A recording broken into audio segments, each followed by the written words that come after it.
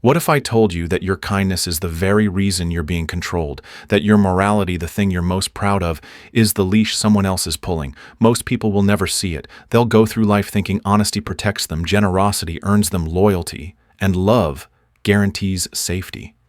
But Machiavelli saw something darker and truer. He watched kings fall with honor still dripping from their tongues. He saw good men crushed under the boots of clever ones. So he wrote The Prince not as a guide for villains, but as a survival manual for those brave enough to lead. And here's the brutal truth at the center of his warning: you are either shaping power or being shaped by it. You are either ruling your own reality or someone else is ruling you. This isn't philosophy. It's not theory. It's law. In a world where people smile with secrets, flatter with hidden knives, and offer help with strings attached, those who don't understand power become pawns in someone else's game. This video won't ask you to become cruel. It will show you how not to be conquered. Because in Machiavelli's world and in ours, those who don't see behind the curtain are always the first to fall when it drops. Machiavelli's first and most unsettling truth is this: you don't need to be good, you just need to look good. And while that may sound like a cynical view of humanity, it is one born not from bitterness, but observation. He watched rulers who were merciful, generous, and honest lose everything, not because those traits were inherently wrong, but because their enemies didn't play by the same rules. In the game of power, virtue is a costume. Reputation is the mask you wear. And behind that mask, Machiavelli argues you must be ready to act with cold precision. Because people aren't loyal to your values, they're loyal to what your values appear to offer them. This is where most people fail. They assume that if they live with integrity, others will treat them with fairness. But Machiavelli saw what happens when a ruler truly lives by the virtues he advertises. He becomes predictable, exposed, and easy to betray. The moment people realize you actually won't retaliate, you invite their attack. The moment they see your generosity as endless, they will exploit it. And when your mercy becomes policy, your enemies grow bold. So Machiavelli gives this brutal advice: be ruthless when you must, but never look ruthless. Wear the mask of kindness, but act with strategy. Let them believe you are noble so they never suspect the steel beneath your smile. If they think you're generous, they'll forgive your greed. If they think you're gentle, they won't expect your counterstrike. This is not a call to deceit for its own sake. It's a call to survive in a world where others will smile while they sharpen their knives. Machiavelli understood that most people only see what they want to see. Give them that illusion, and you stay in control. Tear the illusion away, and they will turn on you faster than you can recover. To think like Machiavelli is not to become a villain, it is to master the art of perception. In a world ruled by appearance, those who control the narrative rarely have to draw their sword. Reputation is not decoration, it is armor. And in Machiavelli's world, where trust is temporary and loyalty is rented, your reputation matters more than your reality. You don't need to be just, you need to be seen as just. You don't need to be strong. You need to be believed to be unshakable. Because perception moves faster than truth. And in politics, in business, in relationships, people make decisions based not on who you are, but on who they think you are. Machiavelli knew this intimately. That's why he warned, do what you must behind the curtain, but to the public, appear noble, calm, and principled. People crave a sense of order. They want to believe in stories, especially the ones where the leader is moral, generous, and fair. Give them that story, and they will follow. But the moment you shatter that illusion, even with a truth, they will punish you for it. That's the paradox. People say they want honesty, but what they really want is comfort. So give them a mask they can believe in, and wield your power behind it. This isn't hypocrisy. It's survival. Your reality, your private decisions, your ruthless choices, your quiet calculations must serve your mission. But your reputation must serve your image. The public doesn't need to know how you secure your position. They just need to believe you deserve it. That belief is what deters your enemies and holds your allies. It's what turns fear into respect and silence into admiration. It's what makes people hesitate before opposing you, even when they think they should. Machiavelli knew that once your reputation is compromised, your enemies no longer need to attack your actions, they can simply attack your image. They'll label you unstable, untrustworthy, or undeserving. And the crowd won't look deeper. They'll just follow the louder voice. So protect your reputation like a crown.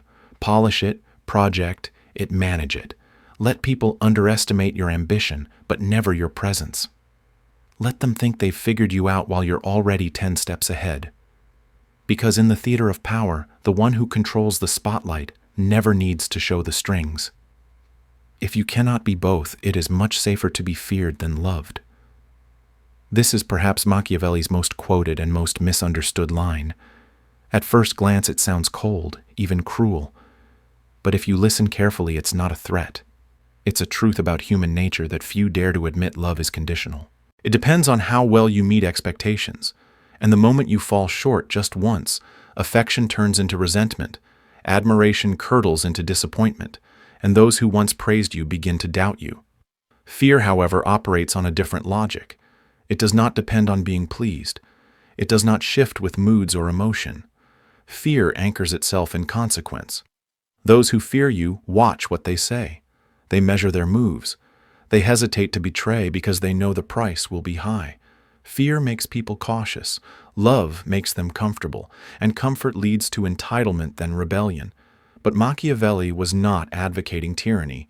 He drew a subtle but crucial distinction. Fear must be measured. It must be controlled. The prince must avoid being hated, because hatred breeds chaos, and chaos is unpredictable. The goal is not to instill terror, but respect wrapped in consequence. People should say, I'd never cross him, not because I hate him, but because I respect what he's capable of. This balance is what separates the feared from the despised. Think about the leaders who fell not because they were weak, but because they wanted to be adored. They became overly generous, overly merciful, trying to win hearts instead of command loyalty. And when they disappointed their followers, when they said no for the first time, they were devoured. The people they tried to please no longer feared them, and without fear there is no line that cannot be crossed. To think like Machiavelli is to understand that fear is not cruelty, it's protection. It is the boundary that guards your mission when affection fails. Love may lift you, but fear keeps you standing. And if you must choose one foundation to build your power on, choose the one that holds even when the winds change. Loyalty is a beautiful idea until it isn't. Machiavelli warns us of a harsh truth that most people ignore until it's too late. The people who cheer for you today may be sharpening their blades tomorrow, not out of malice, but out of opportunity. Because when ambition whispers louder than loyalty, people change sides without apology. And if your power depends on devotion alone, you're already standing on a cracked foundation. Machiavelli saw it happen time and time again. Leaders who rose quickly on the shoulders of the people or the promises of allies were just as quickly brought down by those same hands when the winds shifted. Why? Because they confused gratitude with commitment. They mistook applause for allegiance. They assumed that because someone helped them rise, that help would continue. But Machiavelli knew better. He wrote, "He who builds his power on the people must not trust too much in their loyalty." This doesn't mean you become paranoid. It means you become observant. You don't accuse everyone of betrayal, you prepare for it. You test people silently. You reward loyalty, but never forget that most people are loyal to themselves first. And that's not evil, it's reality. Your job is not to change that, it's to account for it. In practical terms, this means always have leverage. Always understand what people want from you and what they fear losing. Make sure that the benefits of staying loyal are always higher than the benefits of walking away. If someone stands beside you, make sure it's not because they like you, but because leaving you would cost them more. Because liking fades. Fear of loss does not. Machiavelli's genius lies not in distrusting people blindly, but in seeing them clearly. The world is full of alliances built on convenience, not conviction. And the moment your usefulness expires, so does their loyalty, unless you've built structures, incentives, and consequences that hold them in place.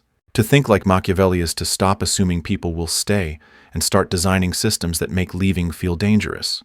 Loyalty without leverage is sentiment, but loyalty with structure, that's strategy. And in a world where ambition never sleeps, strategy is the only insurance policy that lasts. In a world ruled by wolves, the lamb who insists on being gentle will not be praised for his virtue, he will be devoured for his weakness. This is the brutal lesson Machiavelli burned into the pages of The Prince. If your enemies are willing to lie, cheat, and steal to win, and you refuse to do the same, you've already lost. Not because evil is stronger than good, but because good without strength is ornamental.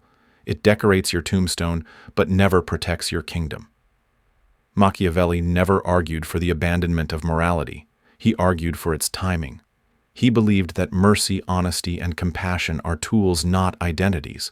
That in a world filled with competing agendas, self-interest, and illusion, your goodness must be a choice, not a compulsion. He wrote, "A man who wishes to act entirely up to his professions of virtue soon meets with what destroys him."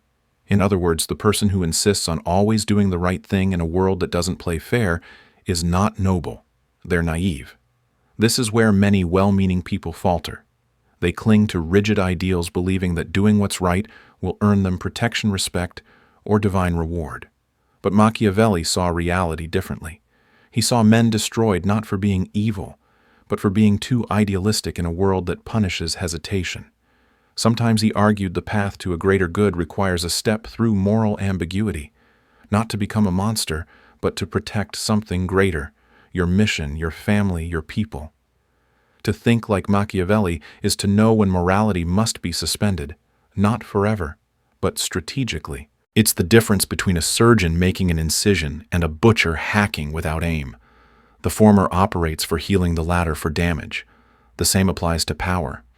If doing wrong preserves something vital, your leadership, your nation, your legacy, then refusing that action isn't virtue, it's vanity. Moral clarity without power is a beautiful coffin. And Machiavelli didn't write for those who wanted to be admired. He wrote for those who wanted to survive. In his world and in ours, doing what is right at the wrong time isn't righteousness. It's suicide. Generosity feels like a virtue until it becomes a debt you never agreed to owe. Machiavelli, always the surgeon of human behavior, saw how even noble qualities like giving could quietly become snares. He observed that when a ruler is too generous, too freely admired for open-handed kindness, that reputation turns into an expectation. And the moment he stops giving, either because he must or because he chooses to, the applause vanishes and resentment begins to grow. The very people who once praised his charity now whisper that he's selfish. Why? Because human memory is wired for loss. People forget the gifts you gave them, but they never forget when you stop. Generosity, if repeated too often or used to gain favor, becomes a contract you didn't mean to sign. It invites opportunists, those who smile while they take, but disappear the moment you say no. It breeds dependency, not loyalty. And in a world of limited resources, it forces you to choose keep giving, even when it weakens you, or stop and prepare for backlash. Machiavelli's advice isn't to be stingy, but to be strategic. He warned a prince who is generous will consume his resources and be forced to burden his people, which causes hatred. In other words, excessive giving today can cost you power tomorrow, not only because you run out of things to give, but because generosity creates appetites you can't sustain. When the well dries up, the people don't thank you for what you offered. They accuse you of what you're no longer providing. So what's the alternative? Give selectively. Give to buy time, not affection. Offer support when it builds alliances, strengthens your position, or delays conflict not to be liked. Don't use generosity to be admired. Use it to control. A carefully timed gift is a lever. A well-placed favor is an anchor. But constant generosity, that's a leash around your own neck. To think like Machiavelli is to understand that giving is not inherently good, it's a move. And in the game of power, every move must serve a purpose. Generosity without strategy is surrender with a smile. But when used with intent, generosity becomes what it was always meant to be, not a virtue, but a weapon. Flattery is not praise. It's a weapon disguised as a compliment. And according to Machiavelli, the true danger of flattery isn't the person giving it, it's the part of you that wants to believe it. A ruler who believes every sweet word whispered into his ear is not powerful. He's exposed. Because where there is blind praise, there is always hidden motive. Machiavelli understood this with chilling clarity. Those who always agree with you are rarely loyal. More often they're strategic. They nod, they smile, they echo your ideas not because they admire your brilliance, but because they're protecting their access to your power. This is how empires collapse in silence. Not through rebellion, but through overconfidence built on false feedback. A prince who surrounds himself with flatterers slowly builds a distorted mirror of the world, one where every decision is perfect, every thought is genius, every flaw is excused. And once that illusion sets in, mistakes become inevitable, and correction becomes impossible. No one dares to tell the truth to a man addicted to hearing lies. That's why Machiavelli urged leaders to not only tolerate honesty, but to invite it. He warned, "There is no other way of guarding oneself against flattery than by letting men understand that you are not offended by the truth." It sounds simple, but most people fail here, not because they love being lied to, but because they hate feeling vulnerable. Truth, when it challenges your ego, feels like an attack, but Machiavelli saw it as armor. Because truth, even when painful, is the only thing that sharpens judgment. So how do you think like Machiavelli? You cultivate contradiction.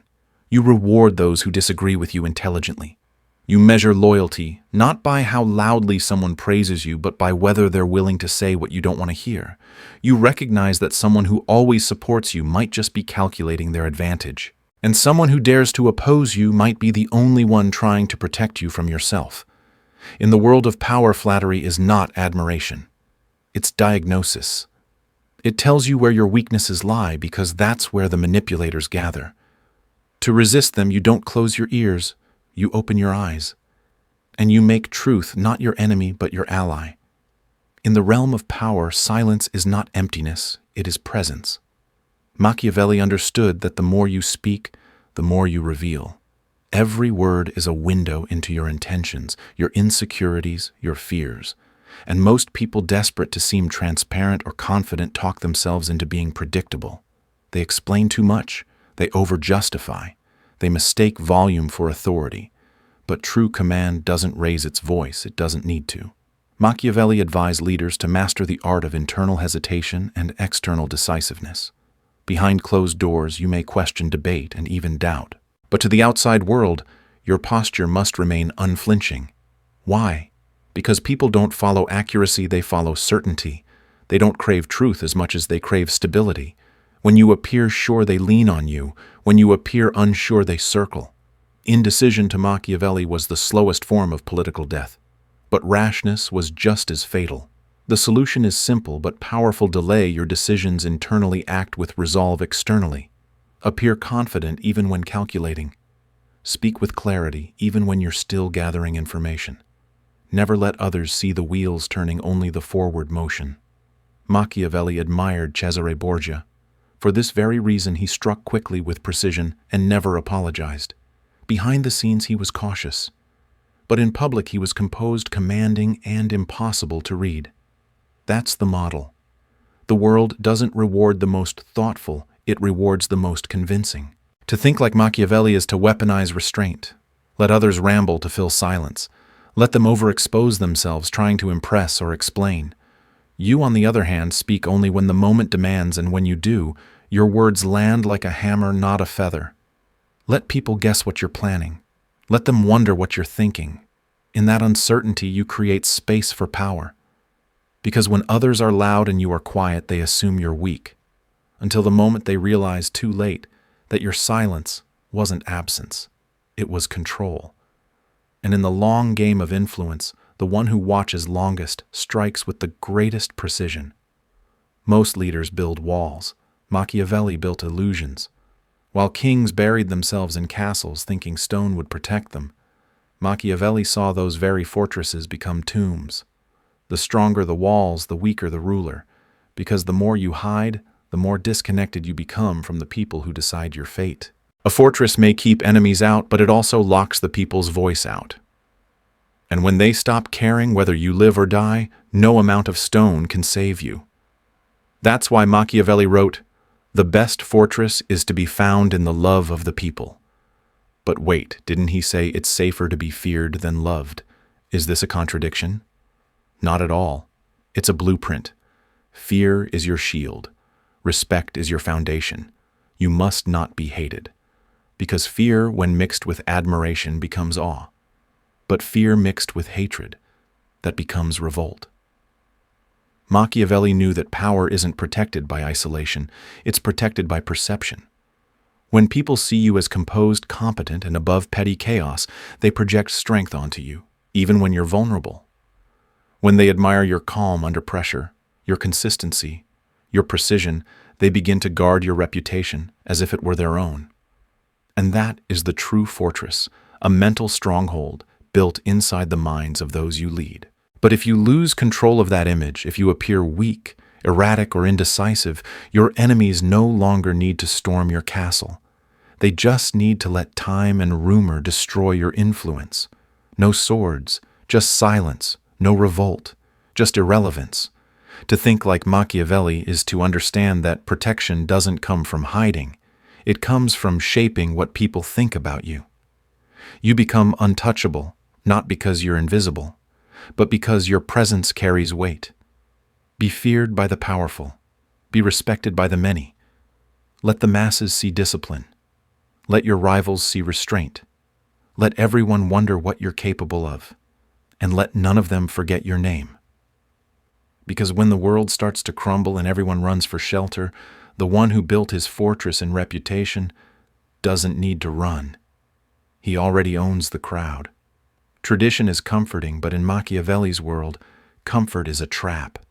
He warned that the greatest threat to power isn't always a stronger enemy. Often it's a familiar strategy that no longer works. Leaders fall not because they are weak, but because they stay loyal to methods that served them once and blind to the fact that the game has changed. And when the terrain shifts, loyalty to the past becomes betrayal of the future. Machiavelli divided life into two forces: virtù, your strength, courage, will, and fortuna, luck, chaos, unpredictability. Most people hope fortuna favors them. But Machiavelli's prince does not wait for the wheel of fortune to turn. He grabs the spokes and bends it. He knew that success is not granted by fate. It is seized by those who adapt faster than change itself. The ones who fall are those who confuse habit with mastery. They apply yesterday's tactics to today's battles. They insist on using the same approach even when the context demands something different. But Machiavelli's prince is not defined by method. He is defined by movement. When the river floods, he builds a dam. When it dries, he digs a deeper well. He adjusts not because he's uncertain, but because he is committed to survival above sentiment. To think like Machiavelli is to be unsentimental about strategy. It means being willing to kill your favorite tools when they become outdated. It means recognizing when a plan no longer fits the moment and having the courage to abandon it without apology. Adaptability isn't a soft skill, it's the sharpest blade in your arsenal. In business, in politics, in personal relationships, the ability to evolve defines whether you lead or follow. The adaptable mind never says, "This is how I've always done it." It asks, "What does this moment demand of me now?" And in that question lies your advantage. Because while others cling to comfort, hoping the world will return to what it was, you are already mastering what it has become. Power doesn't belong to the strongest. It belongs to the most responsive. And in a world where nothing stays the same, the prince who survives is the one who transforms faster than anyone can predict. Machiavelli never told you to kill your emotions. He told you to master them. There's a difference, and it's the difference between power and self-destruction. Most people believe emotions are meant to be expressed fully, instantly, and without filter. But Machiavelli saw that when a leader is ruled by emotion, he stops being a ruler at all. He becomes a puppet, pulled by anger, seduced by praise, paralyzed by fear. And nothing is easier to manipulate than a person who has not learned to hold their emotional ground. To think like Machiavelli is to feel everything but to choose what the world gets to see. You may feel hurt, but you do not react. You may feel joy, but you do not lose focus. You may feel insulted, but you don't lash out. You observe, you wait, and you strike when it matters most. Emotional sovereignty doesn't mean being cold. It means being in command, Your emotions are data, not instructions. They inform you, but they don't drive you. Machiavelli wrote that a prince must learn how not to be good when the situation demands it. That includes rising above the moral impulse to be merciful when ruthlessness is required, or suppressing the desire to seek revenge when patience will do more damage. It means knowing that kindness, forgiveness, even empathy while admirable, must be timed with precision, not given impulsively. Because when emotions dictate action, enemies take notes. And in the world of power, predictable emotion is a blueprint for your downfall. Think about how often people are baited by praise. One compliment, and they start revealing their ambitions, their insecurities, their next move, or how a single insult pushes them to overreact and destroy their credibility. Machiavellian thinkers don't fall for those traps. They control the tempo. They absorb emotion without being consumed by it. In everyday life, this applies everywhere. At work, in relationships, in public. You don't explode at disrespect, you use it as leverage. You don't beg for validation, you manufacture perception. Mastery over your emotions doesn't just make you powerful, it makes you unreadable. And when no one knows what provokes you, no one knows how to control you. That is emotional sovereignty. And once you own it, you stop being manipulated and start becoming the one who sets the terms. All the strategy in the world means nothing if you can't govern yourself. This is Machiavelli's final unspoken law, the one woven into every other. The person who cannot control himself will never hold lasting power over anything else. You can learn to manipulate perception, master. Silence, wield fear, and shape your reputation like a sculptor with clay. But if your reactions are impulsive, your emotions untamed, your need for validation unchecked, you will eventually hand the throne to someone more disciplined than you. Machiavelli understood this through lived observation. He saw rulers rise through cunning only to fall through ego. They had the patience to build power, but not the restraint to hold it. One insult, one betrayal, one moment of weakness, and they exploded. And in that explosion, they gave away their position, their advantage, and ultimately their kingdom. That's why Machiavelli didn't just preach external control, he implied the necessity of internal rule. The true prince is not immune to pressure. He is forged by it. Self-control in the Machiavellian sense doesn't mean repression, it means intention. It means your emotions report to your mission.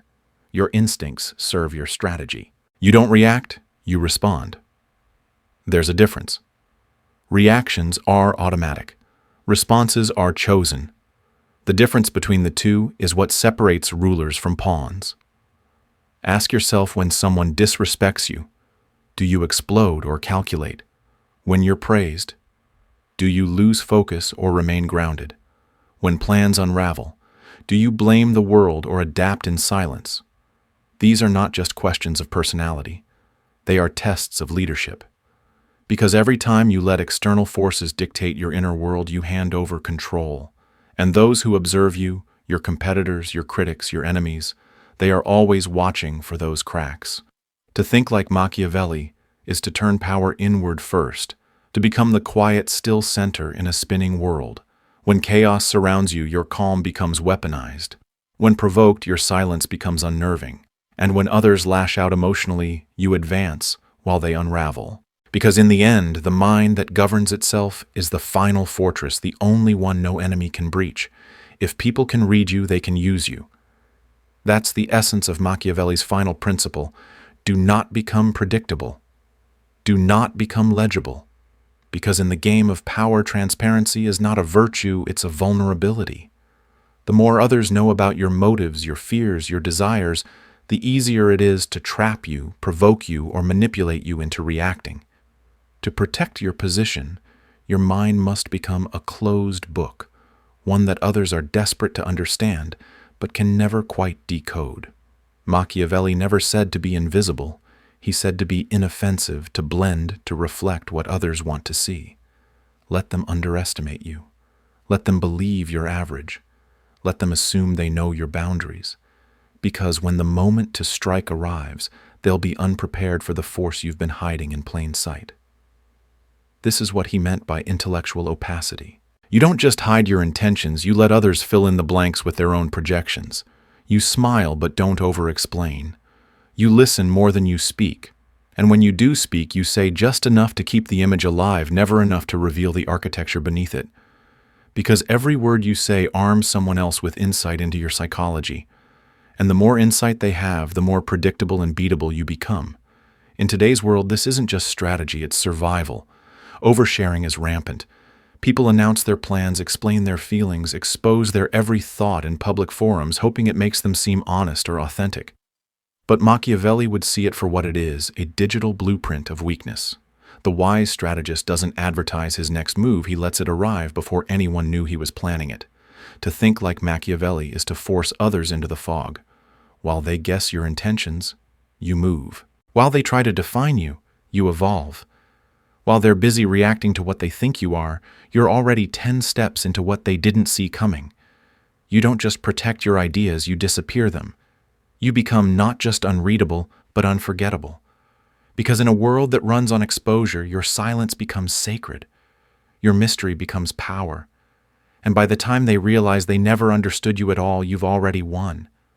In a world that rewards noise, speed, and emotional reaction, Machiavelli's timeless lessons offer something radically different: strategic stillness, calculated perception, and internal mastery.